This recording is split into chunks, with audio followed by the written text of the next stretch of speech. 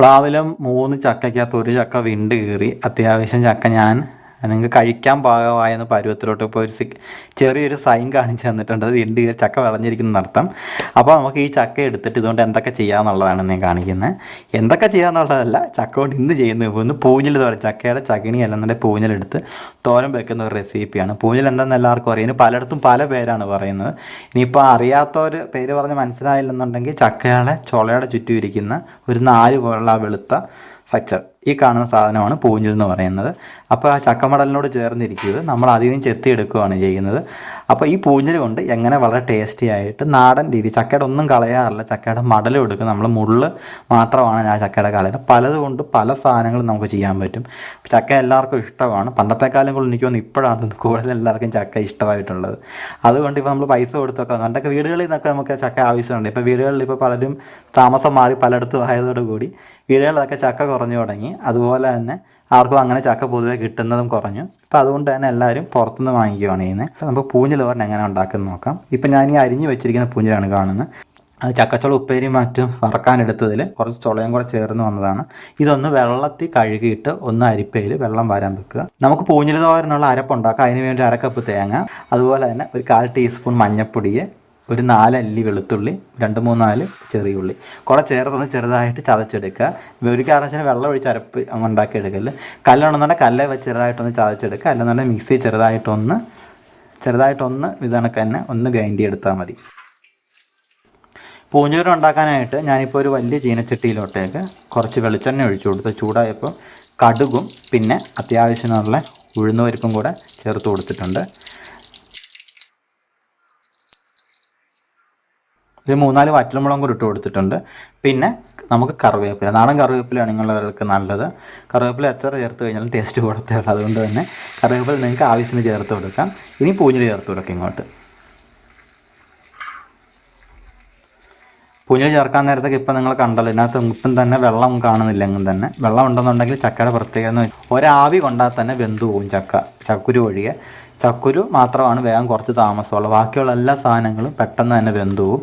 ഇത് നമുക്കൊന്ന് വഴറ്റിയെടുക്കുക. അല്ലെന്നുണ്ടെങ്കിൽ ചെറുതായിട്ട് വേവിച്ചെടുക്കാൻ ആവശ്യമായിട്ടുള്ള മഞ്ഞൾപ്പൊടി, ഒരു 1/2 ടീസ്പൂൺ മഞ്ഞൾപ്പൊടിയാണ് ഇവിടെ ഞാൻ ചേർത്ത് കൊടുക്കുന്നത്. പിന്നെ ആവശ്യത്തിനുള്ള ഉപ്പ് പിന്നെ നമ്മൾ ചേർത്ത് പിന്നെ കുറവാന്ന് തോന്നുന്നുണ്ടെങ്കിൽ മാത്രം പിന്നെ ചേർത്ത് കൊടുക്കുക.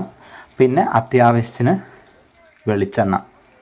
കുറച്ച് വെളിച്ചെണ്ണ കൂടെ ചേർത്ത് കൊടുത്ത് നമുക്കിതൊന്ന് നന്നായിട്ട് എല്ലായിടത്തോടും ചിക്കി കൊടുക്കുക. ഇപ്പോൾ ഞാൻ ചിക്കി കൊടുക്കുകയാണ് എല്ലായിടത്തോട്ടും. നന്നായിട്ട് അതിനെ നമ്മൾ ചേർത്തിരിക്കുന്ന ഉപ്പും മഞ്ഞപ്പൊടിയും വെളിച്ചെണ്ണയും എല്ലാ സൈഡിലോട്ടേക്കും നല്ലപോലെ ആവണം. പെട്ടെന്ന് വെന്ത് വരും. ഒരു 10 മിനിറ്റൊക്കെ തന്നെ ധാരാളമാണ്. ലോ ഫ്ലെയിമിൽ വെച്ചിട്ട് ഒരു മൂടി കൊണ്ട് ഒന്ന് അടച്ച് വെക്കുക.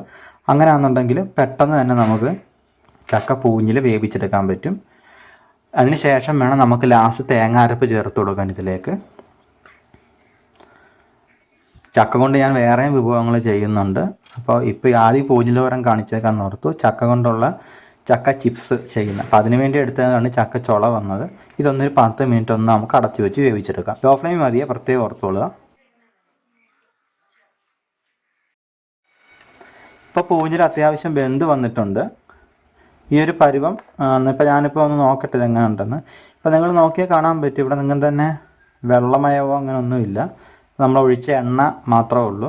തേങ്ങാരപ്പൂടെ ചേർത്ത് ചെയ്യുമ്പോൾ ഇതൊന്നുകൂടെ ശരിയായിക്കോളും. ഇതൊരു കുറച്ചും കൂടെ ഒന്ന് വേവാനുണ്ട്. അപ്പോൾ ഞാൻ ഒന്നുകൂടെ ഒന്ന് അടച്ചു വെക്കുവാണ്.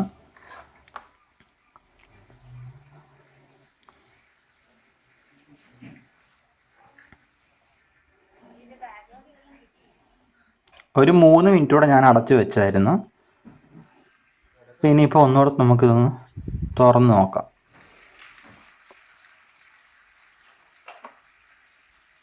ഇപ്പോഴും നമ്മുടെ ഗ്യാസ് ലോ ഫ്ലെയിമിലാണ്. തേങ്ങാരപ്പ് ഇനിയും ചേർത്ത് കൊടുക്കുക. ഇതിനാണ് പറഞ്ഞത്, ഇപ്പം നിങ്ങൾ അരപ്പ് ചേർക്കുമ്പോൾ നിങ്ങൾക്ക് കാണുമ്പോൾ തന്നെ മനസ്സിലാവും നമ്മൾ അല്പം പോലും വെള്ളം ചേർത്തിട്ടില്ല, മാറി നിൽക്കുന്ന അരപ്പ്. അപ്പോൾ ഈ ഒരു പരുവത്തിൽ വേണം ചേർത്ത് കൊടുക്കാം. വെള്ളം ചേർത്ത് കഴിഞ്ഞാൽ ഇതിൻ്റെ ആ ഒരു ടേസ്റ്റും ടോട്ടലായിട്ട് മൊത്തത്തിൽ നമ്മൾ പൂഞ്ഞിൽ തോരനായിരിക്കും, പക്ഷെ വെച്ച് വരുമ്പോൾ ചക്ക പുഴുക്കായി പോകും. അതുകൊണ്ട് തന്നെ അങ്ങനെ ചേർക്കാൻ പാടില്ല. ഈ ഒരു പരുവത്തിൽ ചേർത്ത് എല്ലാ സൈഡിലോട്ടും ചേർത്ത് നന്നായിട്ട് യോജിപ്പിച്ച് കൊടുക്കുക. നല്ല വിളഞ്ഞ ചക്കയുടെ പൂഞ്ഞിലുണ്ടാകുന്നുണ്ടെങ്കിൽ കൂടുതൽ ടേസ്റ്റാകും. ഇപ്പോൾ ഇത് അത്യാവശ്യം നന്നായിട്ട് വെന്ത് വന്നിട്ടുണ്ട്. ഇതിലോട്ടേക്ക് ഞാൻ ഒരു നുള്ള് ചതച്ച കുരുമുളക് ചേർത്ത് കൊടുക്കുകയാണ്. കുരുമുളക് പൊടിയല്ല ചേർക്കുന്നത്, പകരം ചതച്ച കുരുമുളകാണ്. ചക്ക കൊണ്ടുള്ള ചെയ്യുന്ന സാധനങ്ങൾക്ക് ചിലപ്പോൾ ഗ്യാസ് ഉണ്ടാകും. അതുകൊണ്ട് തന്നെ ഒന്നിലെ കുരുമുളക് അല്ലെന്നുണ്ടെങ്കിൽ ജീരകം പിന്നെ വെളുത്തുള്ളി ഇതൊക്കെ ചേർത്ത് കഴിഞ്ഞാൽ നമുക്ക് ഗ്യാസ് ഉണ്ടാകുന്ന ആ ഒരു എഫക്റ്റ് അങ്ങ് മാറ്റിയെടുക്കാൻ പറ്റും. അപ്പോൾ അതിന് വേണ്ടി ഇതും കൂടെ ചേർത്ത് ഇതിപ്പോൾ ചക്ക പൂഞ്ഞിൽ തോരൻ റെഡി ആയിട്ടുണ്ട്. പെട്ടെന്ന് ചെയ്യാൻ പറ്റുന്ന ഒരു റെസിപ്പി അല്ല. ചക്ക ഉണ്ടെന്നുണ്ടെങ്കിൽ നിങ്ങൾക്ക് വളരെ പെട്ടെന്ന് തന്നെ ഒന്നും കളയാനില്ല. ചക്കയുടെ പൂഞ്ഞിലുകൊണ്ട് വളരെ സിമ്പിളായിട്ട് തോരൻ ഉണ്ടാക്കുന്ന ഒരു മെത്തേഡാണിത്. ലാസ്റ്റിന് കുറച്ച് കറിവേപ്പിലയും കൂടെ ഞാൻ ചേർത്ത് കൊടുക്കുകയാണ്. ലാസ്റ്റ് ചേർക്കുന്ന കറിവേപ്പിലയുടെ ആ ഒരു ഫ്ലേവർ ആയിരിക്കും നമ്മുടെ പൂഞ്ഞിൽ തോരനൊക്കെ ഏറ്റവും കൂടുതൽ നിൽക്കുന്നത്. അപ്പോൾ നിങ്ങൾക്ക് ഈ തോരൻ ഇഷ്ടപ്പെട്ടെന്ന് വരുന്നു. വില്ലേജ് കറി എന്നുള്ള ചാനൽ എല്ലാവരും സബ്സ്ക്രൈബ് ചെയ്യുക. വീഡിയോ കണ്ടാൽ ഇഷ്ടപ്പെട്ട ലൈക്ക് ചെയ്യുക, ഇഷ്ടപ്പെട്ടില്ലെന്ന് ഡിസ്ലൈക്ക് ചെയ്യുക. അഭിപ്രായങ്ങൾ കമൻറ്റ് ബോക്സിൽ പറയുക. പുതിയൊരു വിഭവമായിട്ട് വീണ്ടും കാണുന്നവരെ തൽക്കാലമായി ഗുഡ് ബൈ.